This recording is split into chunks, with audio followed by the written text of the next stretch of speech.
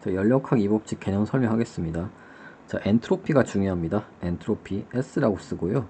엔트로피의 정의는 변화량으로 정의됩니다. 그래서 엔트로피의 변화량은 어떻게 정의되냐면은 인테그랄 온도분의 이제 미소열량 적분한 거 이런 식으로 주어집니다. 그래서 암기를 하셔야 됩니다. 네, 그래서 이거 암기 꼭 하셔야 되고 유도를 여러 번 하면서 각각 과정에 대해서 엔트로피 변화가 어떻게 되느냐, 그래서 문제는 어떻게 나오냐면은 PV 그래프가 주어지고 어떤 상태에서 어떤 상태로 갈 때 엔트로피 변화를 구하시오, 이런 식으로 문제가 나옵니다. 그래서 네 가지 과정에 대해서 다 공부를 하셔야 됩니다. 그래서 등압 과정은 어떻게 된다? 등압 과정 P가 일정한 과정이죠. 압력 프레셔가 일정한 과정 어떻게 된다? Q는 여기서 이제 왜 그냥 Q였는데 델타가 왜 붙어야 할 수 있는데, 이 델타는 원래 이제 붙여도 상관없는 거네요. 일반 물리책에 따라서 연력학 1법칙이 이런 식으로 써져 있는 책도 있어요. 그러니까 델타가 다 붙어 있는 책도 있습니다. 이렇게 델타 U 이렇게 크게 상관없어요. 네. 그래서 얘 두 개 다 고려된 게 어떻게 된다? 등압 과정에서 결국 시멘트 공식 기억나나요? 시멘트 공식. 네. 그리고 CP는 2분의 5R이었습니다. 그래서 좀 잘 안 이어질 수도 있는데, 이쪽으로 갈 때는, 오른쪽 갈 때 어때요? 1도 하면서, 이게 1이죠. 1도 하면서 온도를 변화시키니까 온도가 잘 안 변해요. 온도가 잘 안 변한다는 얘기는 뭐예요? 비열이 크다는 얘기예요. 물처럼. 네. 등압 과정 이게 비열이 좀 크다. 등적 과정 어때요? 일을 안 하니까 전부 다 온도를 변화시켰으니까 온도 변화가 잘 돼. 온도 변화가 잘 된다는 건 어떤 뜻이에요? 같은 열량 줬을 때 온도 변화가 잘 되면은 뭐 철같이, 네, 비열이 작다는 얘기잖아요. 그러니까 얘가 더 작은 거지. 뭐 그런 식으로 암기하셔도 되고요. 아니면 저 같은 경우에는 그냥 감마는 VIP 했는데, 어쨌든 이게 1보다 크잖아요. 그래서 이게 2분의 3R, 2분의 5R, 이게 3분의 5로 1보다 크니까 위에 있는 CP가 더 크니까 2분의 5다. 이렇게 암기하셔도 됩니다. 뭐 암기하는 건 좋을 대로 암기하시면 되고, 어쨌든 그래서 얘가 짧은 이제 온도, 아주 짧은 과정 중에 PV 그래프에서 아주 짧게 등압 과정 갈 때 어떻게 된다? 부피 약간만 변할 때 이런 밑에 거를 D로 쓸 수 있어. 이렇게 D. DQ는 C면 DT 이렇게. 그래서 어떻게 하면 된다? 그 정의 있죠? 엔트로피 변화, 엔트로피의 정의 여기 넣으면 됩니다. 넣으면 되는데 CP랑 N은 상수니까 밖으로 꺼집어냈고요. DT는 어떻게 된다? DT는 X분의 1 적분꼴이죠. 로그 X가 되죠. 그러니까 이렇게 되는 겁니다. 그래서 등압 과정에서의 엔트로피 변화는 이렇게 적을 수 있습니다. 그래서 이걸 암기하기보다는 여러 번 유도해 보세요. 네, 시간이 없긴 한데 시간이 별로 없긴 한데 좀, 네. 등압이나 등정이랑 같아요. 다행히 등적 과정 할 필요 없고 그냥 CP를 CV로만 바꿔주면 똑같습니다. 완전히. 그래서 CP를 CV로 바꿔주면 똑같습니다. 네, 똑같죠? 네, 똑같고 굳이 설명할 필요가 별로 없어요. 그러니까 등압 등정. 그래서 왜 이렇게 되는지는 앞장에서 다 했어요. 이거 연력학 1법칙에 의해서 계산하면 이렇게 됩니다. 이게 등온 과정. 등온 과정에서 엔트로피 변화는 어떻게 되냐면은 보시면 T가 상수죠. 등온이니까 이 과정 중에 항상 상수기 때문에 적분 밖으로 꺼낼 수 있습니다. 이렇게. 따라서 얘는 그냥 공급되는 총 열량이 되는 거예요. 총 열량. 여기 열량이 공급될 텐데 이렇게 총 열량이 되는 거예요. 그러니까 이거 그냥 Q라고 해도 됩니다. 델타 써도 되고 안 써도 됩니다. 어떻게 된다 그래서 등온 과정에서 내부 에너지 변화가 없잖아. 근데 이니셜에서 파이널로 갈 때 온도가 같으니까 내부 에너지 변화가 없기 때문에 그냥 Q가 한 1과 같아져요. 한 1은 우리 앞장에서 했죠. 바로 뭐다? 이거에 의해서 이상기체 상태 변화식에 의해서 P를 이렇게 변화시켜서 넣으면은 이런 식으로 나타낼 수 있었고, 결국 이런 식으로 됐죠. 이거 그냥 암기하라고 그랬죠. 이거 뭐였냐면은 작년 기말고사 문제였습니다. 등온 과정에서의 일 구하시오 이거. 그래서 이 속에 넣으면 어떻게 된다? T만 약분 되겠죠. T는 등온 과정에서 일정히 유지되는 그 온도입니다. 따라서 이제 이게 이제 등온 과정에서의 엔트로피 변화가 되겠습니다. 됐고, 마지막으로 이제 네 가지 가정 중에서 단열 과정인데, 단열 과정은 뭐예요? 열 출입이 없어요. 그래서 아주 짧은 어떠한 순간에도 항상 열 출입이 없어서 DQ가 0이에요. DQ 0. 그렇기 때문에 어떻게 된다? 이게 항상 0이니까 0을 다 적분해 보세요. 0이지. 그래서 단열 과정에서는 엔트로피 변화가 항상 없다. 0이다. 어디서 어디로 가든 항상 0이다. 생각하시면 되고. 그리고 또 강조해야 될 게 뭐냐면은 이것도 받아들이시면 됩니다. 엔트로피는 상태함수이다. 상태함수인 게 뭐였어요? 내부 에너지 U, 엔트로피 S 이 두 개가 상태함수입니다. 따라서 뭐 어떻게 된다? 따라서 상태함수는 원래 위치로 오게 되면 0이 됩니다. 순환 과정에서. 또는 어디로 갈 때 1로 가거나 또 PV 그래프에서 그렇습니다. 1로 가나 다 어떻게 된다? 델타 U가 다 같은 거예요. 또는 델타 S가 다 같은 겁니다. 네. 상태함수가 아닌 게 있었죠. 1과 열량은 상태함수가 아닙니다. 그래서 이걸 잘 기억해 두시기 바랍니다. 그래서 엔트로피 변화는 경로에 무관하다. 그래서 좀 이상한 곡선이 나와서 엔트로피 변화를 구하시오 하면은 그냥 여러분들 등압, 등적으로 따로 그려가지고 가상의 선 그려서 이 두 개에 대해서 엔트로피 변화 예를 들면은 각각 구해서 더하시면 돼요. 그런 식으로 할 수 있습니다. 자, 이제 열기관을 해야 되는데요. 자, 열기관은 영어로 엔진입니다. 엔진. 그리고 우리 그냥 흔히 뭐 자동차 엔진처럼 생각하시면 돼요. 그래서 기술 시간에 흡입, 압축, 폭발 뭐 100이었나요? 그래서 한 바퀴 사이클이 이루어져야지 얘가 유용하겠죠. 한 번만 일을 하면 뭐해? 예, 계속 반복하면서 일을 해야 되잖아요. 그래서 PV 그래프에서 항상 순환 과정, 그러니까 이렇게 폐곡선을 그리게 됩니다. 폐곡선을 그리게 되고 우리 작년 시험에 스털링 기간이 나왔는데 그냥 등온선 두 개랑 등적선 두 개가 이어진 기간 PV 그래프에서 스털링 기간이라고 합니다. 그리고 이제 모든 열기관에서 한 바퀴 돌아가면은 엔트로피 변화 없었죠. 이런 거 있었고 열기관에서 좀 헷갈려하는 게 열 출입이 좀 여러분들이 헷갈려요. 그래서 열이 언제 들어오고 어느 과정에서 나가고 이게 좀 헷갈리는데 부호로 생각하시면 돼요. 그래서 연력학 1법칙에서 연력학 1법칙 결국 Q의 부호가 양이면 어떻게 된다? 정의에 의해서 걔가 열을 공급받은 거고 Q의 부호가 음이면 어떻게 된다? 걔가 열을 방출한 거예요. 네, 우리 저번 시간 했습니다. 그래서 봅시다. A에서 B로 갈 때 어떻게 된다? 다 했습니다. 등적 과정에서 일을 안 하죠. 한 일은 0인데 내부 에너지 어떻게 돼요? 등손 위쪽으로 올라가고 있잖아요. 위가 더 온도가 높죠. 내부 에너지 변화 양인데 따라서 두 개 더했을 때 양이 되기 때문에 어떻게 된다? 열을 공급받아야 되는 거죠. 그래서 외부에서 이렇게 들어오는 것처럼 제가 표시했습니다. BC 과정 어때요? 등온 과정에서 BC 과정에서 오른쪽으로 가고 있어서 부피가 늘어나고 있죠. 부피가 늘어나고 있으니까 하늘은 양이고 그리고 온도가 같으니까 내부 에너지 변화는 없습니다. 내부 에너지가 뭐였어요? 2분의 3 nRT였잖아요. 네. 그러니까 T가 일정하니까 T의 변화가 0이니까 내부 에너지 변화 0인 겁니다.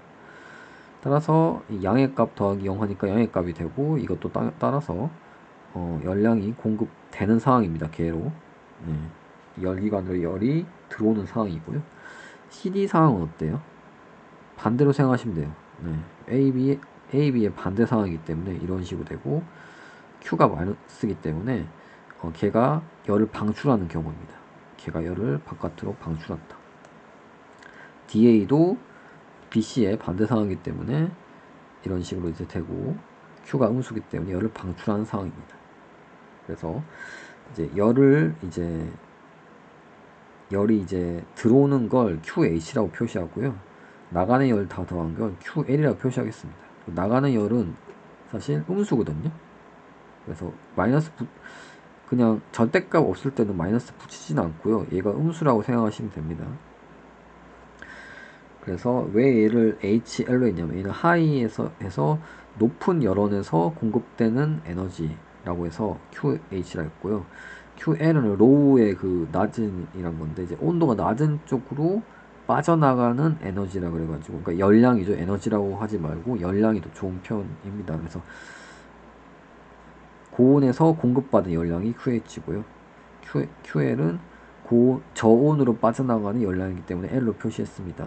그래서 한 사이클당 이렇게 QH, QL로 이렇게 표시를 하겠습니다. 그래서 이 한 사이클을 이런 그림으로 다시 표현할 수도 있는데, 그러니까 고온에서 열량을 공급받아서 이 빨간색 열기관입니다. QH라는 열을 공급받았고, QH라는 에너지를 그러니까 에너지가 이만큼 생긴 건데, 어느 정도는 일을 했고요. 그 나머지 남은 에너지로는 그냥 외부로 방출한 겁니다. 저온으로 열이 또 나간 겁니다. 네. 그래서 우리 증기기관차 보면 어떻게 돼요? 열을 아무리 떼어도 전부 일로 안 되고 상당히 많은 부분이 뭐 매연이나 이런 바깥으로 열 그냥 방출되죠. 기차를 움직이기보다는 뭐 그런 말입니다. 네. 그래서 결국 그 증기기관차 효율 되게 낮다고 하는데 어떤 느낌이에요? 결국 뭔가 공급해준 그런 에너지분에, 그러니까 어떻게 보면 이제 장작을 많이 때우는 거죠. 증기기관차 장작 맞나? 네. 그런 다음에 기차의 운동 에너지 느낌이잖아요. 그러니까 그거 똑같은 거예요. 열기관이 열 효율보다 효율이 좋다는 얘기는 공급받은 열량을 일로 많이 할수록 좋아요. 근데 이게 100%가 안 돼요. 무조건 저온으로 이게 빠져나가게 돼 있습니다. 에너지가 열량이니까 저온으로 빠져나가게 돼 있어요. 네. 그래서 한 사이클당 연력학 7질 생각해 보면은 내부 에너지는 상태 함수기 때문에 원래 위치로 돌아오게 되면 어떻게 된다? 값이 같으니까 변화가 0이고, 그냥 Q는 W 한식이 됩니다. 한 사이클당. 근데 Q는 뭐라고요? Q는 QL 더하기 QH 더하기 QL이 되죠. 그러니까 이거 다 더한 거. 1, 2, 3, 4 다 더한 거. 물론 QL은 지금 음수긴 합니다. 지금 이 밑에 거 애들이죠. QL은 이 두 개 더한 거. 그래서 QL을 음수 양수 헷갈리니까 절대값을 붙여 놓으면은 어떻게 된다? QL이 음수일 땐 앞에 이 마이너스가 붙어야 되죠. 이렇게. 그래서 이런 식으로 이제 많이 표현할 거예요. 그리고 귀찮아서 그냥 여기도 이렇게 절대값 붙이는 경우도 많아요. 왜냐면 어디에 붙여야 되는지 헷갈려 할 수도 있으니까 얘는 그냥 양수고 항상 절대값 붙여 쓰는 경우도 있는데, 저는 QH에는 그냥 어차피 양값이니까 절대값 안 붙일게요. 이렇게 표현하겠습니다. 저는. 그래서 열 효율을 어떻게 표현할 수도 있냐면은 한 일이 결국 어떻게 된다? 한 일이 QH 빼기 QL의 크기로 표현할 수 있거든요. QL의 크기입니다. 얘는 QL은 음수기 때문에. 네. 그리고 이걸 다시 이렇게 표현할 수도 있죠. 네. 그래서 다 알고 있으면 좋은데 그냥 첫 번째 식이 제일 중요한 거예요. 결국 이거 꼭 암기하시기 바랍니다. 이거 알아야지 문제 풀 수 있어요. 열기관의 효율을 구하시 이렇게 문제 나옵니다. 이런 식으로 PV 그래프 주어지고, 여러분들이 그러면은 지금까지 배운 걸로 계산할 수 있어야 됩니다. 네. 그래서 퍼펙트 물리 문제 풀면은 되니까 지금 당장은 이제 개념만 알고 있으면 됩니다. 개념 됐고, 카르노 기간이라는 게 나오는데요. 카르노 기간은 단열선 2번이랑 등온선 2번을 이루어져 있습니다. 그리고 아까 말을 안 했는데 어쨌든 기차를 움직이게 해야 되잖아. 일을 해야 되잖아. 그러니까 이게 PV 그래프에서 항상 시계 방향으로 돌게 돼 있습니다. 보이면 시계 방향이죠. 그래야지 어떻게 된다? 이 면적이 기체가 한 일이 됩니다. 외부로. 카르노 기간도 어떻게 돼요? 시계 방향으로 돌고 있죠. 그러니까 다 시계 방향으로 돌아야지 일을 하는 거예요. 안 그러면 이게 열기관의 의미가 없지. 열기관의 의미가 일을 열기관에게 시키려고 하는 거잖아. 우리가 열기관이 대접받을 필요는 없잖아요. 열기관은 일을 하는 애가 돼야 되잖아. 그래서 시계 방향으로 항상 열기관은 돌아야 됩니다. 이 방향이. 무슨 말인지 알겠죠? 반시계 방향으로 돌면은 이 음의 일을 하는 거예요. 그러니까 열기관이 일을 받는 거예요. 우리가 일을 해줘야 돼. 그런 상황은 없고 항상 시계 방향으로 돌아갑니다. 자, 카르노 기간 뭐냐면은 여기 써놨는데 열효율이 가장 좋은 이상적인 열기관이에요. 그 말은 무슨 말이냐면은 가장, 그러니까 실제로는 이렇게 만들기 좀 어렵다는 얘기입니다. 그래서 카르노 기간, 그래 얘도 1이 될 수는 없어요. 카르노 기간도. 그래서 어떻게 되냐면은 단열 2번, 등온 2번으로 이루어져 있고요. 단열선에서는 어떻다 느낌이? 우리 항상 열 출입이 없는 거기 때문에 열 출입이 없으면 어떻게 됐다 그랬어요? 아까 기억나죠? 단열 여기 바로 옆에서 했습니다. 엔트로피 변화 없습니다. 단열 과정에서 엔트로피 변화 없기 때문에 결국 어떻게 된다? 엔트로피 변화 없다. 이 연두색에는 엔트로피 변화 없다. 네, 그렇게 생각하시면 되시고 단열 그 카르노 기관에서 좀 특징이 있는데 한 바퀴 돌려보세요. 한 바퀴 돌렸을 때 엔트로피 변화. 이건 카르노 기관뿐만 아니라 어떻다? 모든 열기관에서 엔트로피 변화 0이죠. 왜냐하면 엔트로피는 상태 함수이기 때문에 원래 위치로 오면은 같은 값을 가집니다. 그래서 원래 위치로 왔을 때 0이 될 텐데 네, 카르노 기관은 중간에 단열선에서는 엔트로피 변화 0입니다. 결국 등온선에서만 엔트로피 변화 쓰면 돼요. 그래서 이게 어디서 나왔나 할 수 있는데 그냥 그거 쓴 거예요. 등온선에서 엔트로피 변화 뭐였어요? T분의 델타 Q였잖아요. 네. 델타를 그냥 델타 안 써도 되잖아요. 그래서 델타 있다고 생각하시면 돼요. 델타를 쓸 때도 있고 안 쓸 때도 있는데 너무 헷갈리지 마시고 그러니까 원래는 다 써줘야 되는데 그냥 제가 안 써준 거에 연력과 일곱 측에서 그러니까 써줄 때도 있고 안 써줄 때도 있는데 너무 심각하게 받아들이지 말라. 그리고 적분할 때는 꼭 이거 좀 조심히 써주면서 해야 돼요. 그리고 등호 과정에서 어떻다? 이거 T분의 Q였잖아요. 이거 쓴 거예요. 이거 T분의 Q. 네. 공급받은 열량 이 온도분해가 뭐예요? 여기서 여기까지 엔트로피 변화입니다. 네. 다시 가서 T분의 Q가 그래서 엔트로피 변화더라. 네. T분의 Q 쓴 거예요. 그래서 여기서 여기까지 엔트로피 변화. 네, 여기서 여기는 0이고 여기서 이렇게 갈 때 어때요? 엔트로피 변화 이거 이대로 하면 되는데 사실 음이겠죠. 네, 엔트로피 변화 음수인데 그냥 쓴 거예요. 그러니까 음수니까 굳이 앞에 마이너스 붙일 필요 없습니다. 절대값을 붙여주게 되면은 해줘야 돼요. 네. 그러니까 이걸 이게 절대값을 이렇게 해주면 여기가 음수가 붙습니다. 이렇게 해주고 그랬나? 그 다음 어떻게 된다? 올라가는 거 단열이니까 0. 결국 어떻게 된다? 이 식 다시 쓰면 이렇게 됩니다. 그래가지고 카르노 기관에서만 성립해요. 카르노 기관 QH분의 QL이 TH분 TL. 그러니까 QH 대 QL은 TH분 TL 비례식 성립한다는 겁니다. 열량이랑 온도 사이에 이런 관계가 성립한 다른 기관에서는 성립하지 않아요. 그리고 지금 한 사이클을 얘기하는 겁니다. 한 사이클에서 이렇게 된다고. 그래서 카르노 기관의 열효율을 그러니까 여기까지는 모든 열기관이 이제 성립한다 그랬는데 카르노 기관에서 어떻게 된다? 얘로 대체할 수 있습니다. 그래서 카르노 기관의 열효율은 그냥 열원 있잖아요. 열원. 그래서 이 열원 있죠. 열원. 저온이 있죠. 얘 두 개만 주어져도 열효율을 구할 수 있는 유일한 기관이고 시험에 나올까 이렇게. 근데 좀 쉽게 안 나올 거야. 이렇게 그냥 온도 주어지고 열효율을 구할 시 이렇게 안 나올 것 같은데 알고는 있어야 돼요. 나올 수도 있으니까. 카르노 기관의 열효율은 이렇게도 구할 수도 있다. 이렇게도 구할 수 있다. 네. 를 알고 있으면 또 좋을 것 같습니다. 그래서 열 출입 방향을 잘 아세요. 등온선 방향 아까 했습니다. 여기서 등온선 방향 이렇게 이런 식으로 들어오고 여기서 나간다고. 그리고 안한 방향이 있는데 지금 A에서 B로 가는 등압 과정에서의 열출입이 만약에 있으면은 어떻게 되냐면은 어떻게 돼요? 여기 등압 과정에서 저번 시간에 했죠. 양의 일을 하고 등온선이 만약에 A, B 이렇게 되니까 이거 고온이잖아. 그러니까 이거 내부 에너지도 증가하고 둘 다 플러스니까 증가하니까 Q가 플러스라는 얘기는 외부에서 열이 공급됐다는 얘기입니다. 그러니까 이렇게 빠져나가고. 네. 그래서 지금 가능한 모든 경우수를 다 했어요.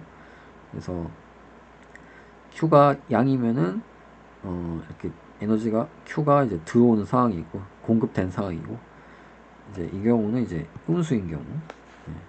C에서 D로 갈 때는 Q가 음수가 되더라.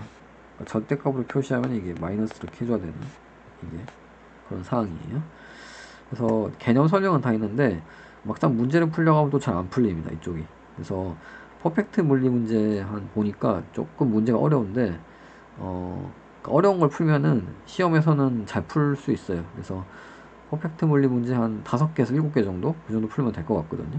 그래서 이거 지금 설명한 거 한번 30분 정도 또 연습해 보시고 이런 식으로 이제 연습해 보시고 여러분들이 또 문제도 한 2시간이면 충분할 것 같거든요. 넉넉 잡아서 3시간이면 할 수 있어요, 충분히. 그러니까 만약에 지금이 아침 8시다 하면은 11시까지면 충분히 할 수 있으니까 연락하기 7시 버리시면 안 됩니다, 이거. 네, 지금 제가 좀 늦게 업로드를 하고 있는데, 네, 화이팅입니다.